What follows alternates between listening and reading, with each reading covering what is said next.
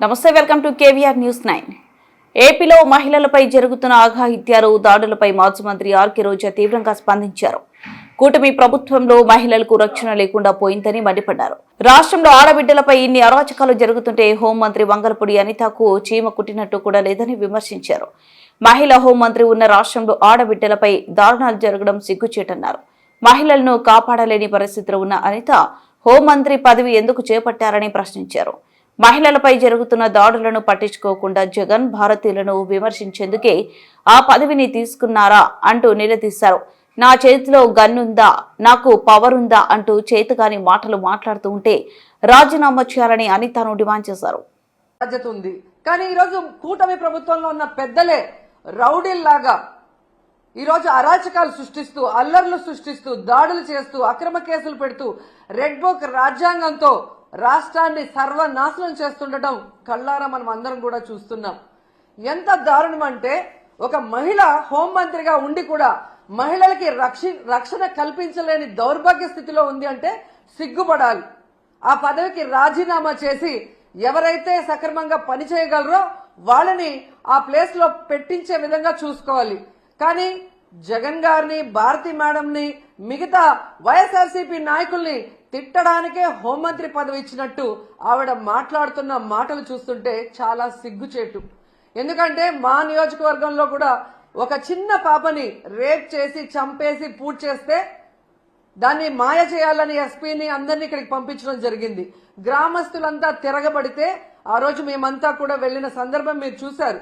అప్పుడు విధిలేక అక్కడికి వచ్చి డబ్బులు ఇచ్చేసి చేతులు దులుపుకొని వెళ్ళిందే తప్ప ఇక మీదట ఇలాంటివి జరగకుండా కఠినతరంగా మరి శిక్షలు అమలు చేస్తాం, తప్పు చేసిన వాడు ఎంతటి వాడైనా వదిలిపెట్టము అన్నట్టుగా ఆవిడ ముందుకు వెళ్లాల్సింది పోయి అప్పటి నుంచి ఇంకా ఎక్కువ అవుతూ పోతున్నాయి. ఈరోజు అనంతపురం విషయం చూస్తే ప్రతి ఒక్కరికి కూడా హృదయం ద్రవించిపోతుంది. ఒక ఇంటర్ చదువుతున్న తన్మయ్య అనే గిరిజన అమ్మాయి 6 రోజుల ముందర కనిపించకుండా పోయిందని వాళ్ళ తల్లిదండ్రులు కంప్లైంట్ ఇస్తే, కంప్లైంట్ ఇవ్వడానికి పోలీస్ స్టేషన్కి వచ్చిన వాళ్ళని ఎంత అవమానంగా వాళ్ళు బిహేవ్ చేశారు. ఆ కేసును ఎందుకు పట్టించుకోకుండా అలా పడేయటం వల్లే 6 రోజుల తర్వాత ఆ అమ్మాయి శవమై దొరికింది.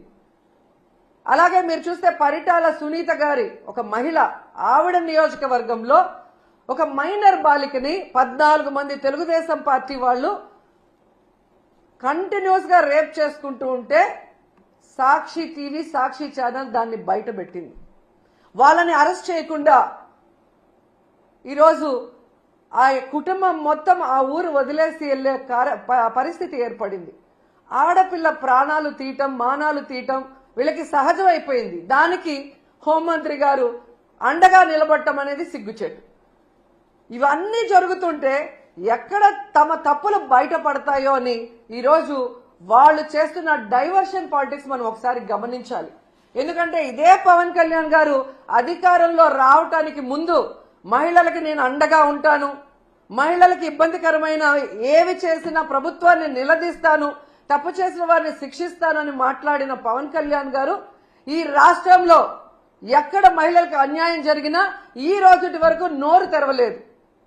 తప్పు చేసిన వాడిని శిక్షించమని ప్రభుత్వం మీద ఒత్తిడి తీసుకురాలేదు. అది అనంతపురం అయినా, పిఠాపురం అయినా, తిరుపతి అయినా, అమరావతి అయినా, ఎక్కడ ఏ మహిళకు అన్యాయం జరిగినా ఆయన పట్టించుకో